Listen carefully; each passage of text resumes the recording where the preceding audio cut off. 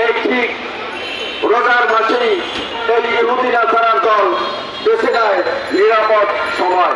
মুসলমান যে সময় রোজা রাখে, ইফতার করে, এই সময় আজ সারা বিশ্বের মুসলমান নাকে তেল দিয়ে ডুবিয়ে আছে। আমরা সাধারণ মুসলমান, তবু আমরা বিভিন্ন ছোট ছোট ব্যানারে বিভিন্ন রকম এর প্রতিবাদ জানাই, আন্দোলন সংগ্রাম করি যতদূর সম্ভব হয়।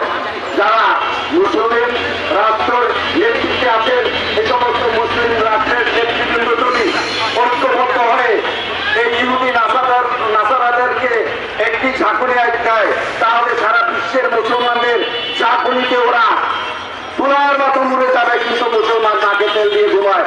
এখনো ওই মুসলমানদেরকে বলছি, অনুরোধ করছি, আপনারা এই ফিলিস্তিনি মুসলমানদের দুঃখ দুর্দশা থেকে, হামলা থেকে, এবং ইতিপূর্বে যে ভারতে মুসলমানদের উপরে হামলা হয়েছে এবং মসজিদ ভেঙে ঘুরিয়ে দিয়েছে, এখনো সময় আছে মুসলিম সম্প্রদায়, আপনারা এগিয়ে আসুন, আপনারা এগিয়ে আসুন, আপনারা এগিয়ে আসুন। তিনবার আহ্বান জানিয়ে আমি আমার বক্তৃতা শেষ করছি। ধন্যবাদ। চমৎকার বক্তব্য রাখছেন আমাদের